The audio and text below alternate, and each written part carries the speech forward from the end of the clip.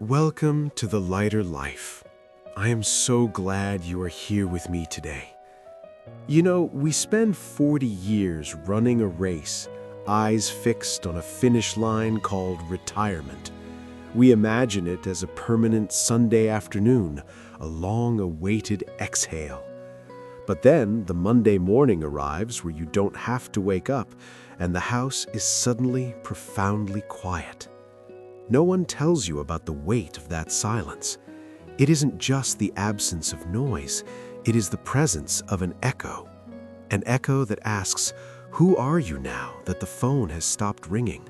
When the emails dry up and the calendar is a vast white desert, the reflection in the mirror looks a little different. We spent a lifetime being a manager, an engineer, a teacher, or a provider, and when those titles are stripped away, we feel a strange sort of nakedness. It is the first unspoken truth. The loss of the work self feels a lot like grief, and yet we feel we aren't allowed to mourn it because we are supposed to be living the dream. But as you sit there with your coffee, watching the world rush by outside your window, you realize the race wasn't just about the finish line, it was about the rhythm of the run itself. And now that rhythm has stopped. But as the silence settles in, you begin to notice something else, a small, flickering curiosity about the person who existed before the career took over, a person you haven't spoken to in decades. When we start to feel that quiet curiosity, we realize that our identity was never just a job title, but a heavy coat we wore for so long that it started to feel like skin. No one talks about how hard it is to take that coat off. You go to a social gathering, someone asks that inevitable question, "So, what do you do?" And for the first time in your life, your tongue trips over the answer. You say, "I used to be," or "I'm retired," but inside, you feel a phantom limb twitching. You still want to solve problems. You still want to be the person people turn to for answers. This transition isn't just about how you spend your time, it's about how you see your worth. We were raised to believe that being busy equals being valuable, and suddenly, having nothing to do feels like being worthless. It's a psychological vertigo. You find yourself checking your phone for notifications that aren't there, or subconsciously drafting solutions to problems that are no longer yours to solve. We are addicted to the feeling of being needed, and when that supply is cut off, the withdrawal is real. We have to learn to be rather than just to do, and that is perhaps the hardest skill we will ever have to master. Because once the itch of the old self begins to fade, you're left with 24 hours of raw, uncarved time. And that is when you realize that time, our oldest friend, has suddenly become a stranger. After we grapple with who we are, we have to face the daunting reality of the clock. We used to complain that there weren't enough hours in the day, didn't we? But no one tells you that in retirement, time stretches. It becomes elastic. A morning can feel like a week, and a month can disappear in a blink. Without the scaffolding of a 9 to 5, the day loses its shape. You might find yourself staring at the grocery store shelves for 20 minutes, not because you can't decide, but because the task has expanded to fill the void. It's a strange phenomenon where the gift of time starts to feel like a burden you have to carry. We find ourselves inventing errands just to have a destination. We realize that structure wasn't our enemy, it was our anchor. Without it, we are drifting in a vast ocean of whenever. We have to become the architects of our own days, building new rituals that aren't based on productivity, but on presence. It's about learning that a slow breakfast is an achievement and a long walk is a valid use of a Tuesday afternoon. But even as we learn to navigate these long, quiet hours, we start to notice that the world around us is moving at a different speed, and our place within it is shifting in ways we didn't expect. When we finally find a rhythm in our solitude, we turn our gaze outward and realize the landscape of our friendships has changed. No one talks about the social shrinkage. Most of our adult friendships were built on the accidental proximity of the workplace or the shared chaos of raising children. When those anchors are gone, the ties often fray. You realize that Bill from accounting wasn't actually a friend. He was just a person you saw every day. Suddenly, your social circle isn't a wide net. It's a small, intimate, hand-picked bouquet. This can feel lonely, even devastating. You might go days without a meaningful conversation, or realize that your children are now the busy ones while you are the one waiting for the phone to ring. The roles have flipped, and the vulnerability of being the person who reaches out more than they get reached is a bitter pill to swallow. It requires a new kind of bravery, the courage to seek out new connections at 60, to join a group where you know no one, to admit that you need companionship. And as we navigate these changing social tides, we begin to feel a change within our own vessels, a new dialogue starting with the body that we used to take for granted. While we are busy adjusting our social lives, our physical selves start to demand a different kind of attention. No one talks about the betrayal of the baseline. We expected the big things, maybe a knee replacement or some gray hair, but it's the small daily negotiations that catch us off guard. It's the realization that you have to budget your energy like you budget your pension. You can do the gardening or you can go to dinner, but doing both might mean a day of recovery tomorrow. Our bodies start speaking to us in a language of whispers, a stiff joint here, a loss of balance there. It isn't just about getting old, it's about the loss of invisibility. When we were young, our bodies were invisible tools that just worked. Now, the body is a presence in the room. It's a passenger that has a say in the itinerary. There's a quiet grief in realizing you can't move through the world with the same reckless abandon. But in this slowing down, there's also a hidden gift, a chance to finally listen to what our physical selves have been trying to tell us for decades. But as we become more attuned to our physical limits, our minds start to wander back to the paths we didn't take, and the ghosts of the past begin to visit us in the quiet afternoons. As the physical world slows down, the internal world speeds up. No one talks about the audit of the soul that happens in the 6th decade. We spent our lives saying, "Someday I'll do that," or "Someday I'll be that." Well, someday has arrived, and it brought its receipts.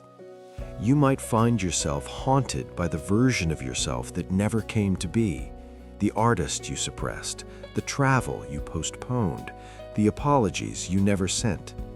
This isn't just regret, it's a confrontation with finitude. We realize the runway is shorter than it was, and the pressure to make it count can be paralyzing. We feel the need to rush, yet our bodies tell us to slow down. It's a tug of war between the desire to leave a legacy and the exhaustion of having lived a long life. We have to learn to forgive ourselves for the things we didn't do, and realize that the someday we were waiting for isn't a destination, it's the very moment we are breathing in right now. But even as we settle these internal accounts, we look at the world outside and feel a new kind of chill, the fear that we are becoming invisible to the generation coming up behind us. When we have made peace with our past, we face a new challenge in the present, the feeling of being muted by society. No one talks about the loss of relevance. You walk into a store or a tech-heavy space, and you feel the gaze of the world slide right over you, as if you were a ghost from a previous era. People speak a little louder to you, or assume you don't understand the latest thing. Your decades of wisdom, your complex internal life, your hard-won expertise, they all seem to lose their market value in a world obsessed with the new. This can lead to a quiet anger, or worse, a withdrawal. We start to believe the lie that we have nothing left to contribute. We have to fight the urge to stay in our senior bubbles and instead find ways to bridge the gap. We have to realize that while we might not be the future, we are the foundation, and there is a profound power in being the one who remembers the why when everyone else is focused on the how. And yet, as we fight for relevance in the world, we find a much more intimate battle happening within our own four walls, with the person we've shared our life with. As we navigate the world's perception of us, we must also navigate our partner's perception. No one talks about the 24/7 collision. For decades, marriage or partnership had a certain rhythm, defined by the spaces created by work. You saw each other in the margins of the day. Now, the margins are gone. You are in each other's orbit all day, every day. You discover that your spouse has annoying habits you never noticed because you weren't home at 10 a.m. You realize you have different ideas of what retirement looks like. One wants to hike the Alps, the other wants to read in the garden. It is a second adolescence for the relationship. You have to relearn how to share space, how to communicate needs, and how to maintain an I within the we. It's a time of friction, but if handled with grace, it can be the most profound deepening of love you have ever experienced, a transition from being partners in a project to being companions in a life.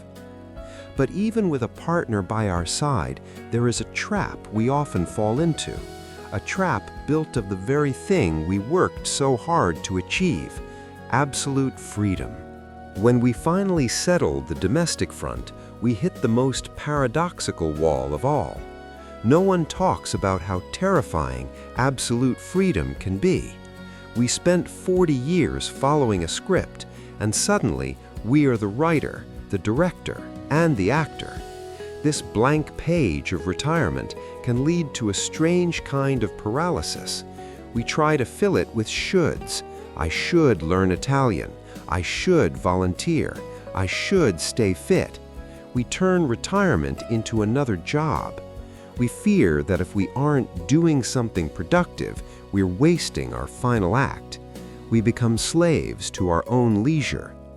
The secret that no one tells you is that true freedom isn't the ability to do anything. It's the permission to do nothing without guilt. It's the realization that you don't have to justify your existence with a checklist anymore.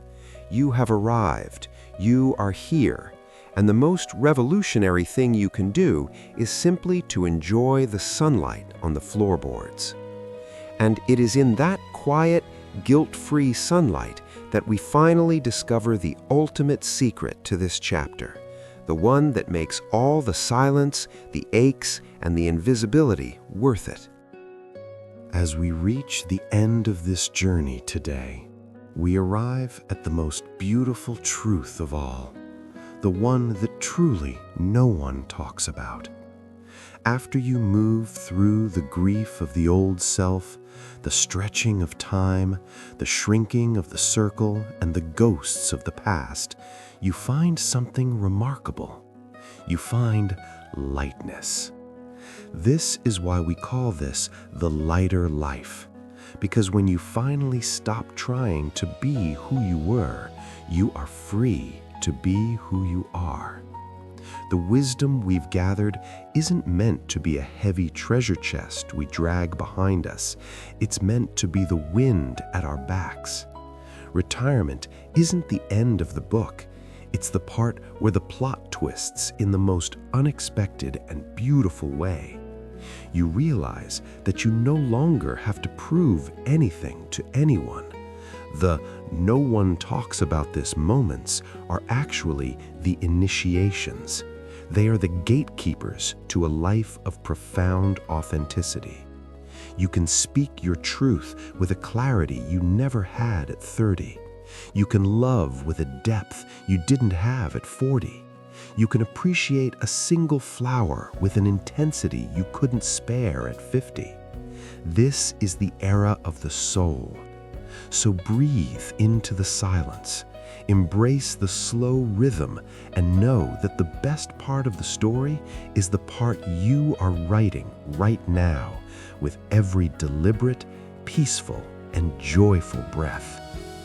Thank you for being part of the lighter life. It has been an honor to walk this path with you today. Remember, the world may seem a little quieter now, but that's only so you can finally hear your own heart beating, and it has so much left to tell you.